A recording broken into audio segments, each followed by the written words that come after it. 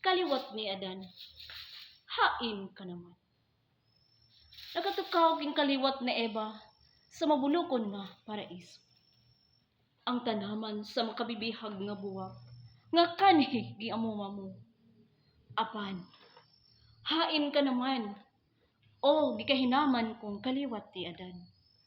Sanglit bisan diin nga suok, nining madanihon nga kabuwakan.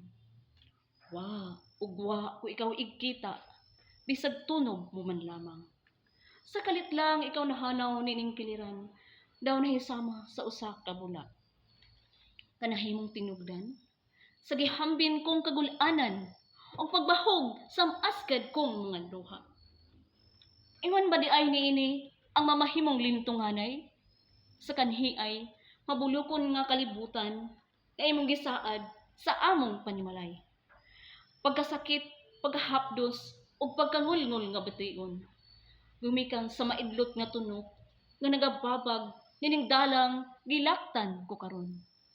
Kanunay nga nagtakiang, gumikan sa maulol nga talinggab sa kapatyasan. Wa na ba di ay kinutuban, kining akong pagbangutan.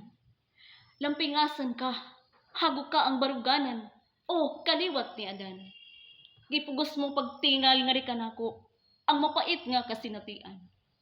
Kasinatian sa natad sa gugmang nahimong usa ka daman.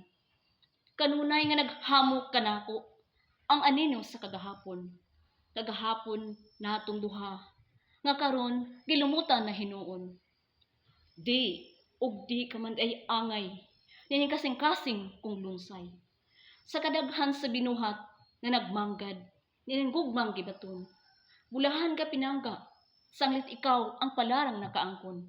Nining gugma kong hamili nga adunay pagbating talagsaon. Apan ikaw, milalin sa binuhat, nga matod mo mas maanyag.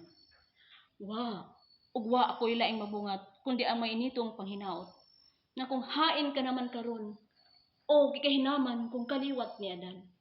Magbalipayon ka unta, sa kiliran sa binuhat. Gilatid kanimo, nining badlis sa kapalaran. Daghang salamat, maayong hapon.